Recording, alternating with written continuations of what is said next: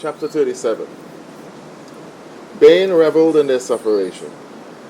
He would hiss and wish them bad and wish them sorrow, and though he never said so, he watched and waited for them to tremble and faint from exhaustion, to be broken by spirit lash or sickness, putting palm to breast. When the knock their answer was Basil arriving unexpected to measure their grave and sharpen their toes.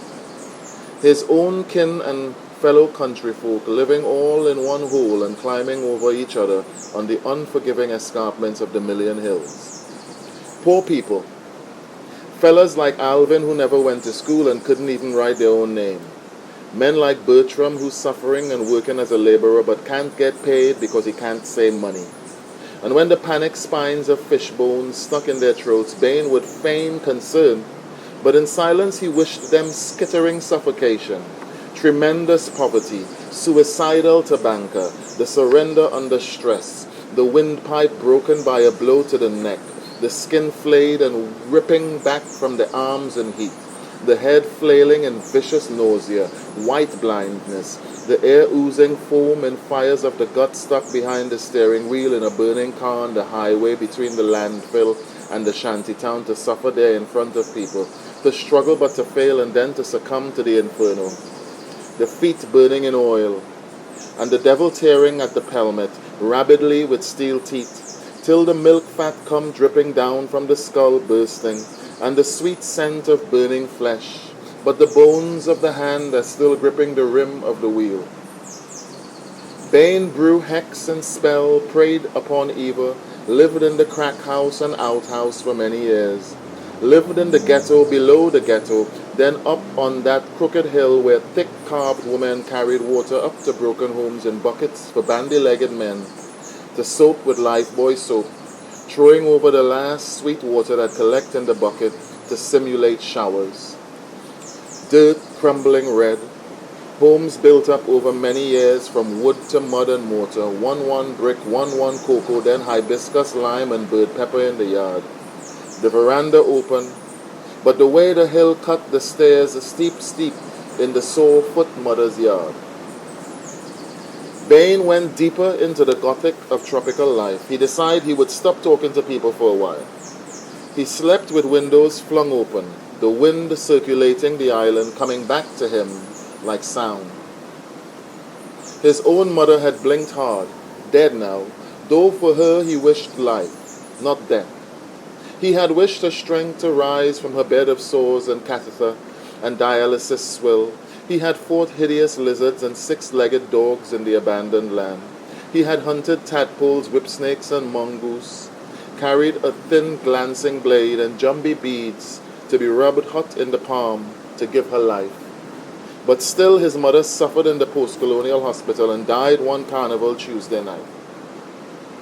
This was the beginning of poetry, and of his estrangement from the brother who castrated goats and skinned iguanas, writing a book for 41 years which no one may understand or even read.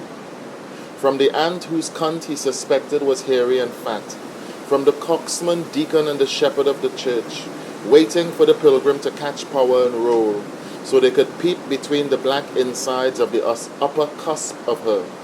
From Clary the adulterous carpenter sanding chairs from cedar, white pine or pitch pine, the living myth of the spinster Miss Cooper, who went mad in her three-lined bungalow, became a black-tongued witch, ball of fire. In older ages, Yvette Cooper would have been caught, tied, and carried upon a wagon through the old country, to be burnt, then drowned in the river. Something about drowning, something about a junction, something about a road that led to a river where many drowned. Something in that diving under rocks at silver fishes and stuck under to buck and bloat and float, the road to Cora, the irony of the chest hospital, and further up it ventured into deep bush to the ancient valley where once Bain's own kin grew cocoa, the sepia track, the road from which there is no way back, and where the devil dew of history was still wet upon the ground. Bain say, there was a time when everyone on this earth was the same age, at the same time, and he done talk. He can swim, but he don't show off. They say he bad mind, but poor fella, Bain was in pain, Bushbug and silverfish was in his bed. He's sleeping with envy. And all the existential weight of his dream of life was like police boots on his corn. That was him, is who he was. Bain went through a phase when he uses to shoplift like a beast.